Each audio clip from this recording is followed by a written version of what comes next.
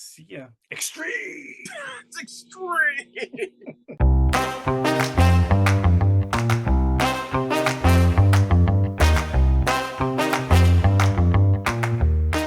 Hello, Tom. Hey, what's going on, Dana? Not much. I'm hoping that we can get through without losing some of our stuff today, besides our marbles. We'll see. I figure losing a little bit of stuff, or like one every, what are we at, like 80 something? Yeah, we've done pretty well. We've been lucky. Pretty good track record on Two Guys Talking Toys. The only podcast to only lose part of one episode. Right. As You opposed may to have like, just jinxed us, though. I think you just cursed us. I got to put it out there. I got to tempt fate. We'll see. Right. We'll see what happens. This is how people get ghost murdered, Tom. No, they get ghost murdered when their friends go and visit cemeteries and abandoned factories and abandoned houses, and then they don't tell their friends, so their friend has no clue that it's coming. Maybe that's what happened. That's why I've got spooky stuff. That is terrible, and I don't like it. So did you get anything new, spooky or otherwise? It is a spooky month. It's October. It is October. Time for spooky stuff. But did we do a Halloween thing last year? I don't think we did. Well, we'll definitely have to do one this year. Yeah. It is the time for spookery, and there's some really good spook-based stuff out there. I vaguely remember having some show where we discussed the Headless Horseman from the Oh, I'm sure we talked about Four the Horsemen. One when Yeah. it came out. Yeah. But we probably won't talk about the Johnny Depp Headless Horseman movie. But no, but it had Christopher Walken in it, so that's true. It wasn't too bad. Once he finally got his head back. Right. Not too bad. So I was in Target yesterday, and I was just poking around, and most stuff that I'll give them credit. They're actually fairly stocked with kind of the most recent stuff. So kudos to Target for that. It's stuff that I have already because, in the lack of being able to get what you need, you immediately pounce on whatever it is that you're looking for immediately. So when the store fill up with just ready to get stuff, you've already got it. But in this case, I've been slowly just kind of picking at I got the Black Voltron line from I did see that, and I bought it and I returned it because I've forgotten that I ordered the whole thing from Big Bad. Yeah, once I saw that pre-order go up, I was like, oh, I'll just get the whole thing at once, because why bother? Why waste my time when I'm probably never going to see the other lions aside from the Black line? So I was in Target, and amazingly, I was checking out the NECA section, and they had the Invisible Lion. One day I'll fix this. Wow. So they had, is that the Green Lion? So they had the Green Lion. They had the red. They had the red lion. I'm sorry, the yellow lion. Hunk. And they had the red lion. So I was like, Lance.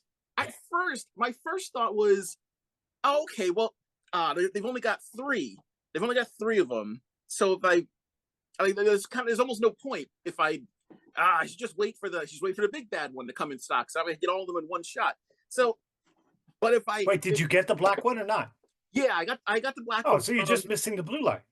Well, yeah. So my thing was, if I'm looking around and I was like, okay, well, if I saw like all 4 of the lions, then I could complete my Voltron, and then I would just get all 4 of them at once. But I don't see her. And then I looked on the second shelf, and there she was. Oh, nice. So it was one of those, you go in and you make that promise with yourself over something stupid, and you're like, oh, well, if these conditions are met, then I'll just splurge and spend all this money, knowing that it's probably not going to happen, because what are the odds of like all 4 of these being there? The yellow lion is my favorite, and you always say she when the princess had the blue lion, but originally the blue lion was Sven. This was why I loved Flick's version of Voltron.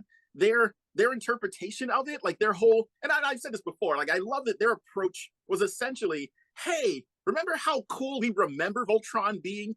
Because if you go back and watch the episodes, they're kind of rough, and they're still a lot of fun. Cool. They're still a lot of fun and really awesome. But I think, like, with the nostalgia goggles on, we remember things differently, and then you see them again, and you're like, oh, this isn't quite what I recall. But bite your tongue. The Netflix version It's still great. It's just not as great as I recall. But the Netflix version was clearly Voltron fans saying, Yeah. let's make this show what we recall from our childhoods or from like our younger days. And man, did they nail it? They got everything between like the swapping the lions and explaining why their colors didn't match their respective lions after a while. Man, they did such a good job. They did. It was fantastic. And so I got a text yesterday from my younger brother that there's a live action Voltron in talks. Is there? You And know what? I'd be fearful of it. I'd be fearful. Yeah, I'd rather them do an animated movie and release that. I'd much rather an animated film. I think that would do it more. I don't need so many things in live action. I know people like a lot of the live action Disney stuff. I don't need it.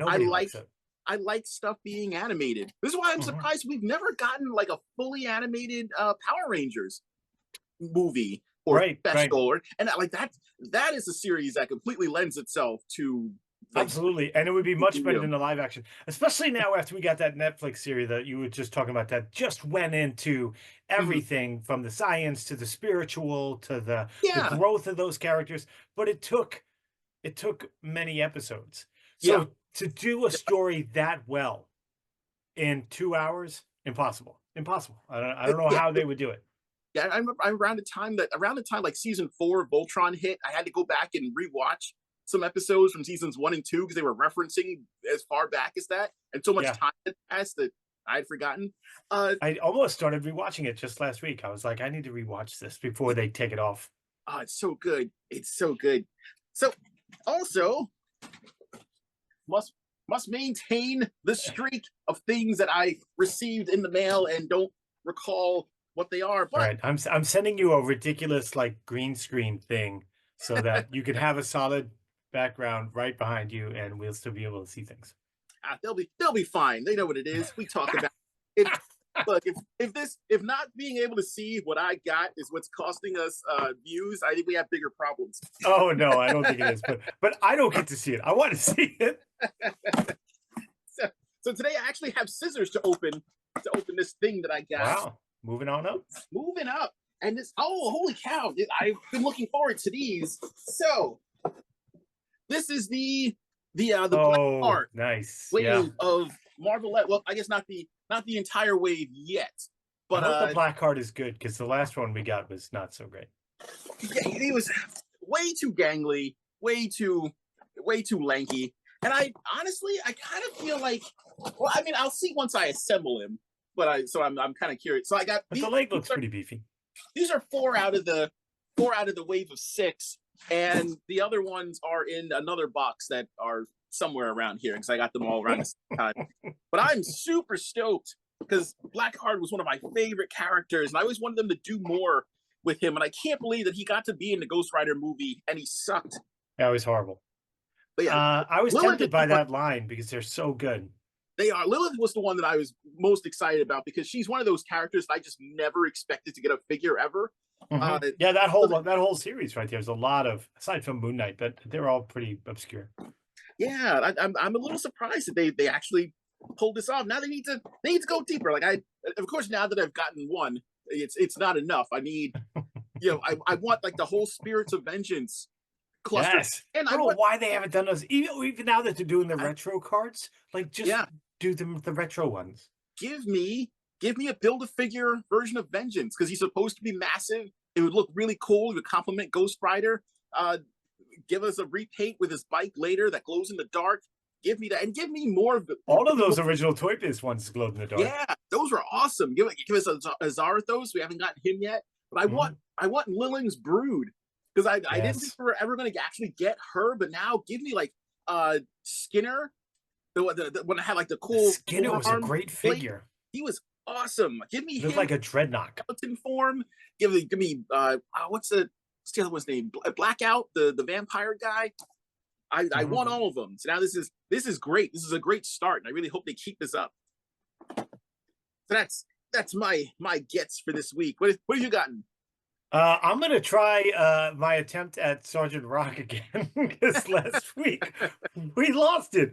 The McFarlane Yeah, Sergeant buddy. Rock. There he is again. Cool shovel, backpack, removable Mhm. helmet.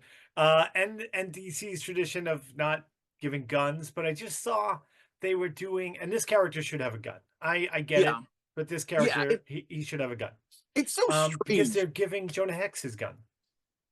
I would love to know like what mandates are they receiving, if any, or if they're like playing it by ear, or if DC said, "Hey, lay off the gun." So I wonder if maybe McFarlane's picking certain characters that he thinks he can pack out with other stuff besides guns. But then I guess I haven't read why, but I would think it's some sort of choice. I would yeah, think he's choice. Yeah. because for all the odd decisions that he makes, I'm sure that it's not an intentional. Well, I'll purposely deprive these people of the gun that completes this character, uh, which I guess is maybe why he released that multi pack of different types of guns, Hmm. so you can kind of pack out whatever figures you get from different Yeah, and genres that's a and different change. types. That's a change Mm-hmm. for him. Remember all those Yeah, Spawn figures would come with these giant, like, yeah. just But rocket launcher guns. this seems to be a recent thing that I think Hmm. stretches across the board, like across multiple companies. Because I've seen Yeah, a lot of uh, even you see it with like Deadpool. A lot of the Deadpool figures are being introduced by like Amazing Yamaguchi and Kyoto, and yeah, they'll yeah. The have the swords, swords, but not the guns, or they'll show him in like gun poses, but not actually. Even the Marvel Legends Deadpool, the first correct. movie Deadpool figure that came out, had the guns in the holsters, but you couldn't. You could get them out, but for whatever reason, they were stuck in there. So I don't Hmm. know what the mandate has been. U.S. does not have a very good relationship with guns, so maybe that come into effect No, where they're saying, "Hey, can we kind of lay off the guns?" right. I don't know. I'm trying to think. In the new movie, did Deadpool use a gun, or was it just the Fair, swords? fair amount of gunplay in the Oh, movie. okay. All right, good. Yeah, I think Not good, but yeah, just yeah, I think on screen they're fine with it, but when producing the toys, I think DC might be, or maybe some of the other companies as well might be kind of trying to get toy producers to scale back on the weapons, or to make them look. There's a lot of laser guns and a lot of like right. Yeah, make laser them look. rifles now. So And that's how they get away with it. They used to get away with it in the cartoons because they would do laser guns. Even GI Joe, as early yeah, as that, like they weren't shooting bullets, and the yeah, guns were white. And yeah. I do want to point out again, Sergeant Rock is a kind of a ruggedly handsome guy, and I never really pictured Sergeant Rock being so chiseled. And I'm going to stand him right there on the computer. He's got this cool, and I use cool, ironically, kind of like highlighted tips, like a boy band guy. I guess it's supposed to be like him out in the sun, got sun bleached, but Yeah, that's probably the intention. Instead, it looks like he should be singing "Bye Bye Bye." right, it really does. And I mean, who's It's going to tell him no? well, yeah, especially with this stance. He's got the Come at me, bro. he's Come like, listen hey, to these hey, Backstreet that Boys. guy's got a shovel. He's yeah, probably should just let him enjoy his 98 degrees. Right, so we're gonna leave the helmet on. So we're gonna do him a justice, and we're gonna leave the helmet on Are for you him. going to get the Green Army Man variant? I saw him in Target this morning, and I picked it up, and Oh, good. then I Good put it call. back down. Ah, that. I don't know. You know why? Because I don't like the sculpt. I don't. Hmm. I'm a huge Sergeant Rock fan, and Yeah. I have every Sergeant Rock figure that's ever been made, Hmm. and this one I just can't buy into it. He's too young looking, too I A don't little know, too friendly. something. Yeah, Looks and I like can't he get should be a into the private sculpt. instead of a sergeant. Right. Yeah, I couldn't I had to buy this. You understand? Uh-huh. And I had to buy this figure. Yeah. My inner core would not let me have a Sergeant Rock figure go unpurchased, but I'm not a fan of the sculpt, so I'm not going to pick it up in green, even though it's a cool idea. If he looked more Uh, like Sergeant Rock, I would have picked him up in green. you can put him with your Fortnite figures. I could. I do like the Fortnite figures. I still maintain that every single military style figure that comes out should immediately be released in a clear green plastic so that you could put them with John Stewart. because Yes, I love yes. that's a thing that he does. Like he makes his own backup. I was like, that how hardcore is that? Right, and you know what? He was the first one, I think, to do it. He's like, "You know what? I don't need the rest of the I mean, core. you got I am the entire core." he has more willpower than his ring is capable of channeling, which is awesome. Yeah, that's great. So Tom, last week, we were discussing a multitude of things, including the Smurfs and everything else.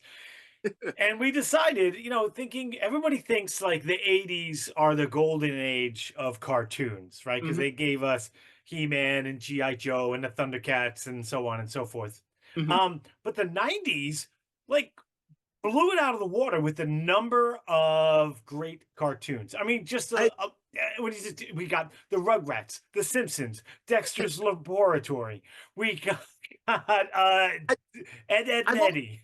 I've always loved that the 90s was the industry as an angsty teen trying to figure out what they wanted to do with their lives. So they Yeah, just tried everything. They went out, yeah, they did everything. They went wild with the color, like the pink and pastel trapper right. keepers. The everything was bold and in your face. Everything ended in an exclamation. Or it was dull and scary. they Like they we had tried for that. this is the time that gave us Daria Uh, and the Powerpuff Girls, a right? lot of So apathy. Yeah, yeah, yeah, the pendulum really swung, and when it was, yeah, because it was you were an emo teen, and that was like just the era as a whole. You were an emo teen, or you were super excited. It's funny you bring her up because that's kind of like almost a perfect encapsulation of the wild types of genres or like types of product we were getting. You had your yeah, like your kind of detached, emotionless, kind of dry apathy, the and then Daria, the your critic. you had your like Um, your wild cheerleader and your just crazy insanity going on. It was a great time, like especially looking back on it, just all the wild stuff that was put out there while everyone was trying to find their identity, which yeah, was which well, and so much of it was rooted in, well, we'll just take that stuff from the 80s and we'll just make it loud. an extreme. Yeah, everything was extreme. Yeah, I was your a sucker gum, for it. your soda drinks, Oh yeah, everything was extreme. if you weren't chugging Jolt at 2 a.m. Oh my watching gosh. watching ECW, something was wrong. Jolt Cola. And you didn't pull it out of the freezer. You left it outside your window in the snow Right. to get it I naturally remember doing cold. that. You didn't want you want your soda and your parents don't want you to have it, so they put it outside. Like, all Yeah, right, put you're like, on leave your it snow alone. trunks and You're like, go you out and get a made drink. this easy for me. You Yeah, know what? I'll just you run out barefoot in the snow to get your drink because it's the yeah, 90s. So because it's extreme. what was your first action figure from the 90s? What'd you Oh get? Lord. I don't know. There were that was like the golden age of toys too, because Yeah, we got banged right over the head with yeah. the big ones that we don't have to talk about today because we've spoken of, but we got hit in the head with big toy lines right away. Toy Hmm. Biz and their Marvel, X-Men, all of that. Hmm. You had the Batman animated series, you had the Superman animated series. The Yeah. 90s even gave us Batman Beyond. We had the Justice League Unlimited, all of Spawn's stuff Hmm. came out in the 90s. I mean, the 90s were huge for toy collection, and the 90s gave us that transformation from toys being toys to toys being collector stuff. Yeah. Um, so it's hard to say what what was I remember kicking off mostly with the Toy Biz line. Okay. But, and we've talked about those big lines a lot. I want to Hmm. talk about the lines of toys, the smaller lines that came from those cool 90s cartoons. And you brought up last week Hmm. the Pirates of Dark Water, which Yes. was an amazing line of toys. Not huge, Hmm. but we got cool characters. We've got cool designs. They're well-made figures. Hmm. We even got some play sets. We got the Wraith ship, and we got Niddler, that cool parrot dude. Are you familiar at all with those I figures? No, I actually didn't collect any of Pirates of Darkwater. I remember that I kind of remember the show. Hmm. Um, I veered in a different direction. I'll tell you about once you get done with Pirates of Yeah, Darkwater. it was cool. Because we What were was the main buying. gimmick of the line? or did it have a gimmick? Was it just figures? It was not very gimmick. It was Huh. very well sculpted for the Hmm. time. Animated look, 5 points for articulation. Hmm. No, they had knee joints. They had knee joints Okay. and the elbows. Sorry. Um, but they were cool. And so we were into the X-Men Toy Biz lines. And so we go to Toys R Us and all that every week, a couple times a week, right? Hmm. And then if you didn't see new Toy Biz stuff, you would buy whatever was second there, right? And Yeah. then we came across Bloth, which is such a gross name. Bloth, right? Captain Bloth. He was a bad guy, but he was bigger than the Hmm. others. He was probably, the other guys were like 4.5 inches, and he was probably close to 6 inches. Big, green with the pirate look and the bald Hmm. head, and he came with a big, like Arabian curved sword. Okay. So he was a powerful looking guy, and they were also compatible in size with the Toy Biz line. Hmm. So we got them and just started putting them in there. And then Bloss' cool line of pirates. He had this one guy named Jote who had like a goat Hmm. face. He was really Uh-huh. skinny, but he looked like Joe Camel, actually. Oh, He looked weird. yeah, he looked a lot like Joe Camel. And Ren was the kid who was Oh, supposed to become the leader, kind of like the Lion-O storyline. okay. And Ios was his mentor, like the Hmm. seasoned vet, right? And and it was just a great story. The animation was good. Niddler, like I said, was like this humanoid parrot character, Uh-huh. and the figure was really cool. But I really enjoyed, and so seeing the toys first, I Hmm. went back and watched the cartoon, and I was impressed with it. But the figures are dynamite. I want to get the Wraith ship. I've only seen it once in the box, Yeah. but I would love to find it again. I could probably find it on eBay for not a lot of money, but um, I have the whole lot. I have all the figures. I don't have the Wraith ship, and there's another smaller kind of skiff. But it was Hmm. cool because at the time there weren't a lot of like vehicles and play sets and stuff being made. So it was a really cool line. I enjoyed it. It is really cool seeing that. That really was the time to see new stuff before you saw the media for it. Because Right. I don't know exactly like what the it seemed like the modus operandi for most toy companies was get it out there and we've got something coming. So Right. if we're lucky, they'll sync up. But if not, then we want to get kids' eyes on this new product and then crank out whatever. I want to say like Skeleton Warriors, which is another show which Yes, I those are wasn't. cool. Yeah, like I wasn't. I saw the toys first. I Yeah. knew the show existed, but I honestly didn't really like the show. I talk about how much I love the '90s, and I'm like, yeah, I didn't like anything. But I wasn't a big fan of that particular show. But I loved the actual like Skeleton Warriors themselves, like Right. specifically the arachnid Yeah. character The that had detail on those the was arms. amazing. Yeah, it was one of the first times I really took notice of paint jobs Yeah. on action figures because the way that they dry brush the bones to make them look old and worn and like they were kind of coming apart was really cool. So I remember like getting a couple of those figures and just staring at them because they looked super Yeah. cool. They were cool. And the one thing that was, they were opposite of my normal thinking Hmm. because the cartoon wasn't drawn all that well, Yeah, right? it was And very like you nice said, style. They were yeah, quick, get very it out, get 90s out. styles. Yeah, yeah. Weird, changes from scenes. It was just weird. Hmm. Um, but the figures were much more well done, like you were talking about. Yeah. They didn't have the animated style. I usually like the animated style, but those Hmm. figures, I'm glad because of the Yeah. way they looked in the cartoon, didn't follow the animation style. And you could clearly see that in that line, the figures were first and the Yeah. animation second, right? Yeah. It But seems they like were they kind just of so well learned. done.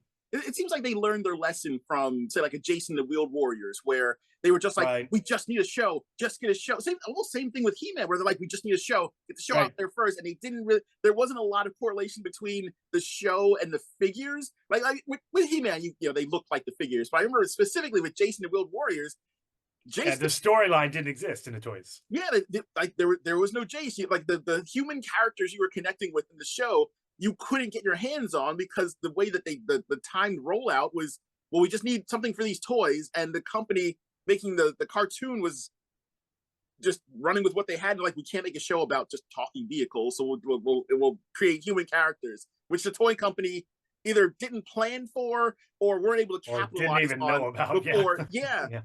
And by that time, and then the toy line was canceled. We know, it never got a show that I don't know how they would have handled it, but Attack Pack was one of Yeah, those. I don't know what the story would have been. I mean, yeah, it was just like a real basic. Almost seemed like everything seemed to spawn from Ninja Turtles. That really seemed to be what kicked off the changeover into the 90s. Like, yeah, McFarlane really revolutionized sculpting, but as far as the general attitude and just wacky storylines, I really think that a lot of that spawned from Ninja Turtles, were just whatever you can think of, that's fine. So for Attack Pack, on the back of the card, it was like a group of people working in the Amazon jungles. They had their trucks and they were working on, I don't know, like helping the rainforest. And then there was an evil bunch of truck driver people who were there to destroy the rainforest. And somehow they got, quote unquote, molecule morphed. Everyone got combined with that happens. It happened to me once. with their vehicles. And then they became the Attack Pack. Cars and trucks that had claws and teeth. And it sucked me right in, and I loved them to death. But they didn't have a show. I always kind of wish that they did. But you know, it did have a show. Yeah, that would have been cool. You know, it did have a show. Darkwing Duck. And then I found out after we discussed Liquidator last week, found out that I guess he did have one toy that came out in the 90s series. The Playmate series? Yeah, they released like the obligatory Darkwing and then some of the Rogues Gallery. And I think he was included in that. I've never seen him ever. No, I don't recall either. But I'll tell you what, Ninja Turtles put Playmates on the map in the 90s. Oh, 100%. That was their springboard into, and it was I'm kind of glad that they did, because the sculpting on a lot of Ninja Turtle figures, I mean, we still see it today. The level of detailing that was included, it's like those sculptors went to town. Like we give Farnham a lot of credit for, you know, kind of being a little bit more realistic and getting a lot of the comic detail right. But Ninja Turtle stuff, from just a design perspective, from getting all the details on there, even if they weren't able to highlight it with paint, phenomenal. Like Mutagen, the breakup between skin and sinew. Like I think you pointed out Muckman and Joe Eyeball, the level of detailing on those figures were great. But in the 90s, as we kept going and lots of toy lines were like, we got to move this along. I liked seeing how even more over the top and wacky they got. We had the crossover figures. There was the crossovers with like Star Trek and Universal Monsters. But toward the end, we started seeing even more crazy stuff, like the Metal Mutants, where they kind of that Saint Seiya style armor with another show, Ronin Warriors. Oh, where they the Ronin Warrior toys were cool. They were a little fragile, those shoulder pads and stuff, but they were cool. Yeah, they messed around. A lot of articulation. Yeah, 100%. It looked like they were a little ahead of their time, trying to work out, giving them additional articulations so that they could work out not just being a normal figure, but also once you had the armor on, being able to move around and get them. Those helmets were cool. Yeah, the helmets were awesome. You know, you spoke about the detail that Playmates put into Ninja Turtles. They repeated that. If you ever take a close look at the Toxic Crusaders. Yeah. The detail in that, or on all of those, is amazing. I love that one of the big through lines in the 90s was taking, I mean, and again, we talked about this before, but taking movies that were very much not for children. Not for Toxic Crusader. The Toxic Avenger was not for kids at all. I mean, it was bad horror, soft porn. Like, it was not good. Not like, certainly not something you should be showing your kids now, but definitely stuff that we sought out when we were younger. Because our parents didn't monitor us as much as they do now. We didn't have Life 360 or streaming that told what you watched. and if they walked into the room while you're watching the Toxic Crusader, it's Toxic Crusader. It's this weird toxic dump guy wearing a tutu. On the cartoon, like, you can get away with that, and it's not offensive. It's just silly and weird, and sure, why not? Let's go with it. Yeah. What a great. But when you look at the No Zone figure and Junkyard and all of those, and when you really look at the nuances on nose zone and that wart on his nose and the color Yeah. of his teeth and the whole like Yeah. so well done. And I think that because it was animated and cartoony looky, um, people miss on some of the nuances that Playmates was doing in the 90s. And Playmates, I mean, they had the Star Trek: The Next Generation, the Ninja Yeah. Turtles, the Dick Tracy. Like the 90s, they were doing everything. Did Playmates base their Star Trek series on the actual live action show or on the cartoon? The show. Okay, because I mean, 'cause they were kind of simplified, and I get it. I feel like Playmates really hit their stride when they could do non-human characters. Right. Yes, absolutely. Because I mean, Like Major Disaster had much more detail than yes, most of the Toxic guys. Yeah. And he had that humanoid look, but not a flat texture. some of the tail end characters of Toxic Crusader, the toy line, I really wish had been able to be made, especially that garbage Rex figure. Somebody, Yeah. somebody Somebody did it. really, Yeah, it was great.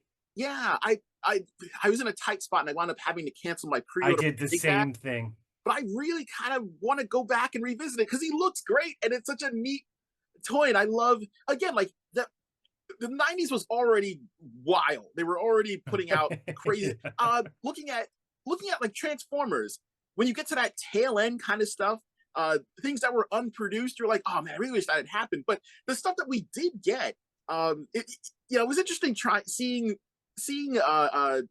toy lines try to go from the 80s into the 90s to keep up with all the insanity The that was happening. wackiness. Yeah. So you had like your Transformers Generation 2, where it was almost like they were buying time. They're like, okay, well, how about an orange Devastator? Well, how about a yellow one? Or don't you like Grimlock except he's navy blue? Isn't that what? Yeah. But then they also got innovative and they said, well, how about you enjoy Megatron being a tank? You like Mhm. that? And they tied it to Which made more sense.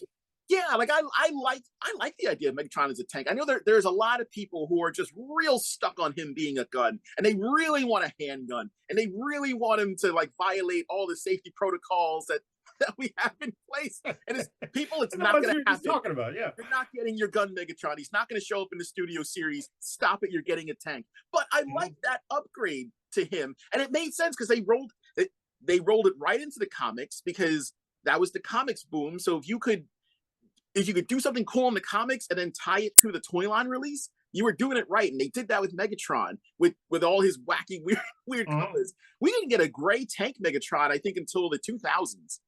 Wow.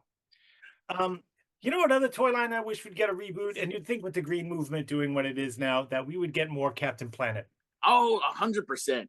I'm blown away that we haven't either in an official capacity or some third party. Like I'm surprised Nacelle hasn't gotten it because they've just been Yeah. vacuuming up all those 90s toy lines.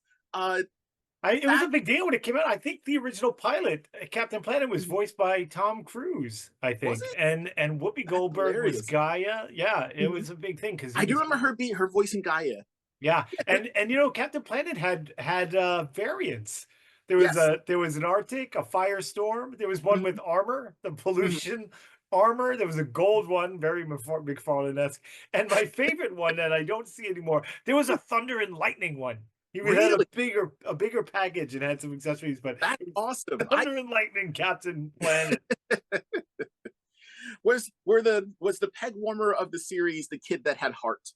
Heart. Yeah, the Puerto Asian I kid. He don't had heart. I, But I don't remember if the Planeteers got action figures oh or if they yeah, just made they they did. had variants as well. They had different Mhm, costumes and things. They really did well creating figures for that line. Were a limited amount of people. mhm. Even Verminous Scum, which is a great name for a villain.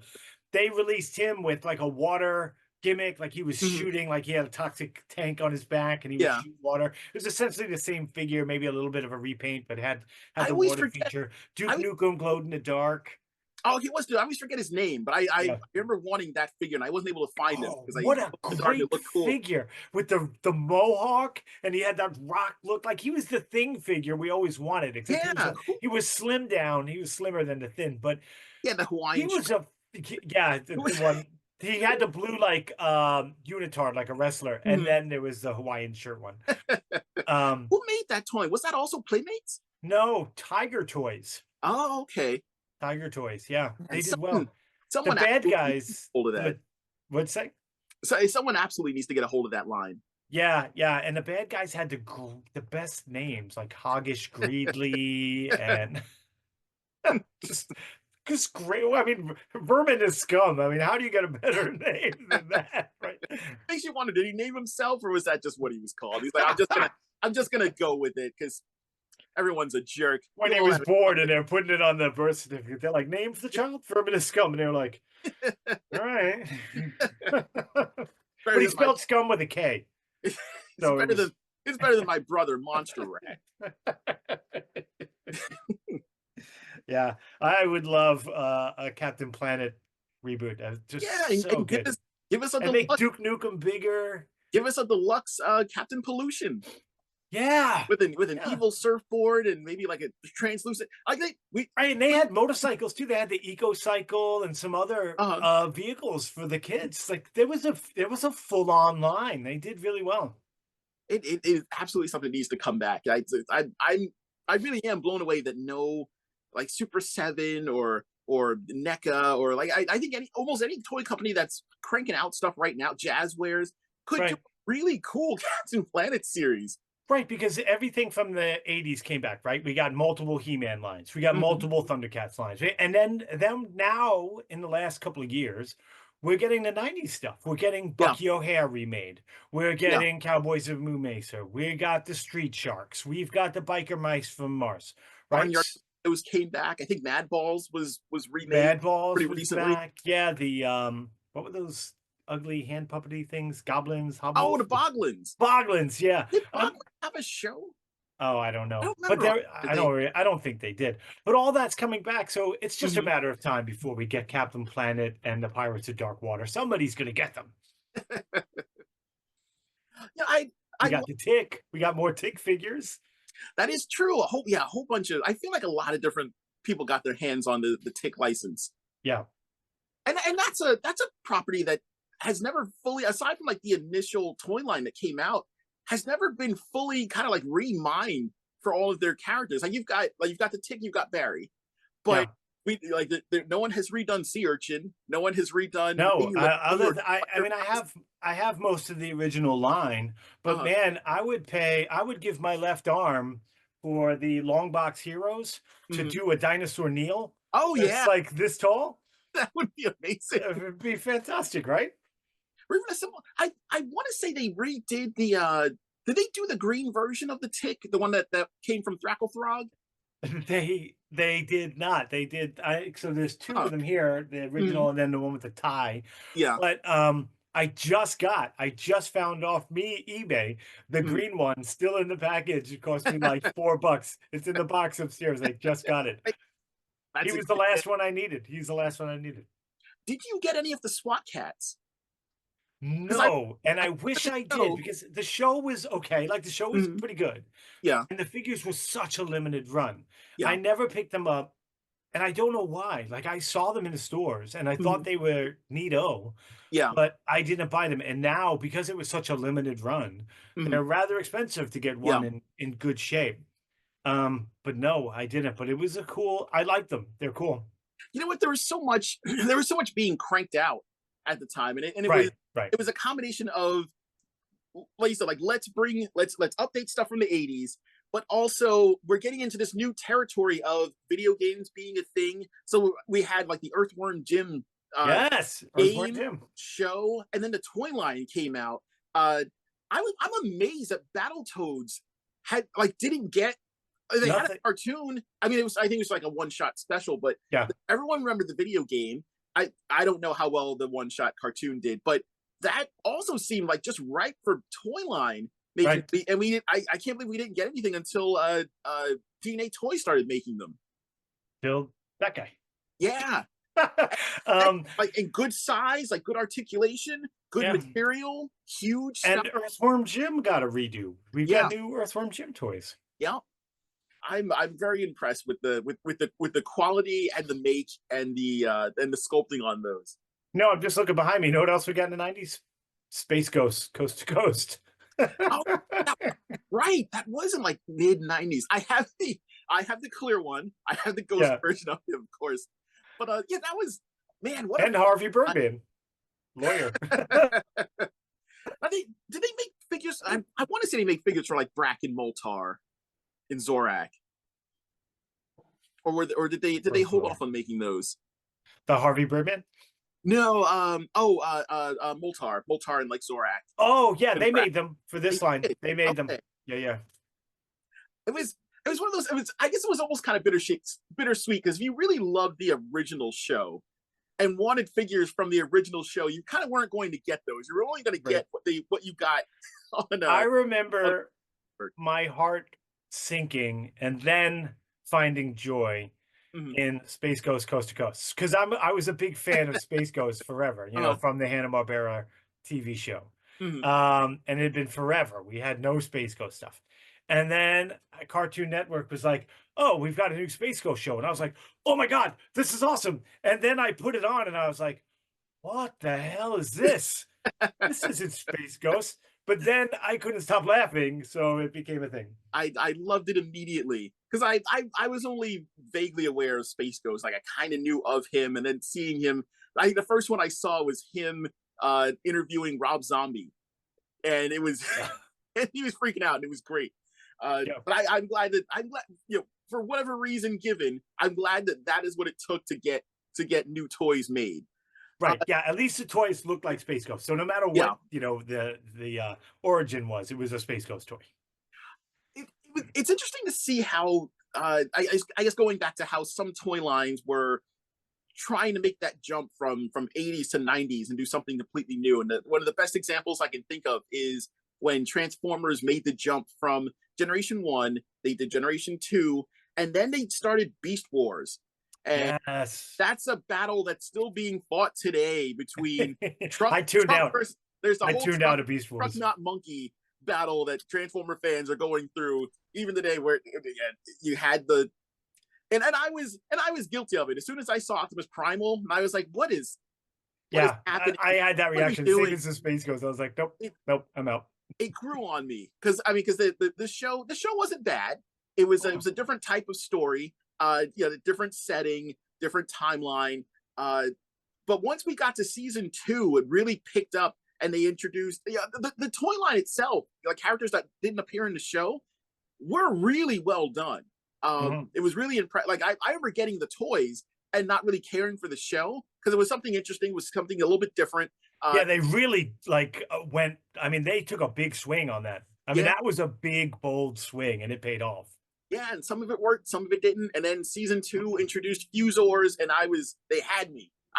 I was on board. I'm like, you're telling me I can have a killer whale mixed with an elephant? I'm on board. Yeah. Oh, what a great time for the neighbors to be doing the lawn. Can you hear that? No. Oh, that's great. All right, so I'm complaining for no reason. Well, you know, that you tune in for. Well, it's okay because we're getting close to having to wrap this up, but there were so many toy lines that had cartoons that we didn't get to talk about. I mean, there was Ren and Stimpy, they had toys, but the Visionaries. Visionaries was more 80s, wasn't it? There was some bleed over in that, like that. Yeah, that weird 89, 90s, yeah. So like a show like Cops. I always forget if that was like a late 80s or a 90s franchise. Yeah, I think it was a late 80s going into the 90s. But again, much like the Ronin Warriors, way ahead of their time in regards to scale and articulation and development and gimmicks. Yeah. Yeah. I think a lot of them were pushing. They were also kind of like pushing things to try to be a little bit more edgy, a little bit more hardline, like the RoboCop series. Now granted, based on a not for children movie at all, but the cartoon I remember not being, like, I guess for lack of a better term, cartoony. They tried very much to keep it rooted in a certain amount of reality, and the toy line kind of reflected that. But I remember it not being, no one was getting hit with a mallet in RoboCop, or getting mutated by toxic sludge and splattered all over. Where was our RoboCop Toxic Crusader crossover? Oh man, I want that in live action. That would be amazing. Just cross RoboCop over with anyone. I'd buy that for $1. RoboCop's refusal to sell for any jokes would just make it all worthwhile. Yep. So all right. So I guess that'll do us for another episode. And I'll end this with a question, because I haven't been ending things with a question. Oh no, I hate your questions because then you're cheap. Is there a 90s franchise that did not get toys that you wish got toys? Besides Captain Future? Besides Captain Future.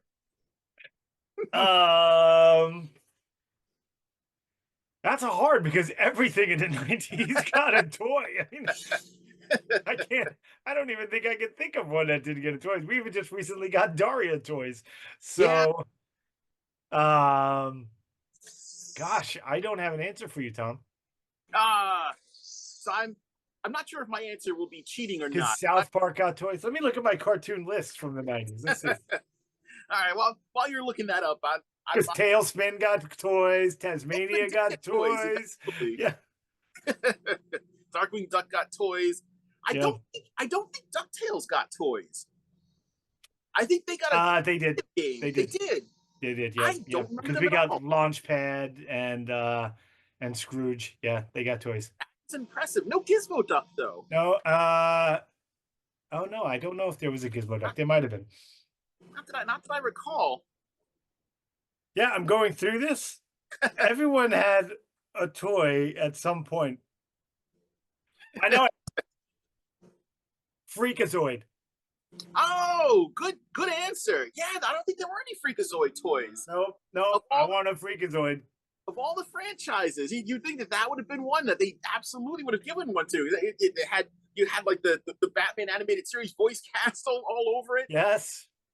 They should have. Long Box Heroes, these guys would make a great Freakazoid. I would love for them to do a Freakazoid. I always wanted a figure of you're right, because Daria now technically has a toy line. Yeah. Thanks, Mondo.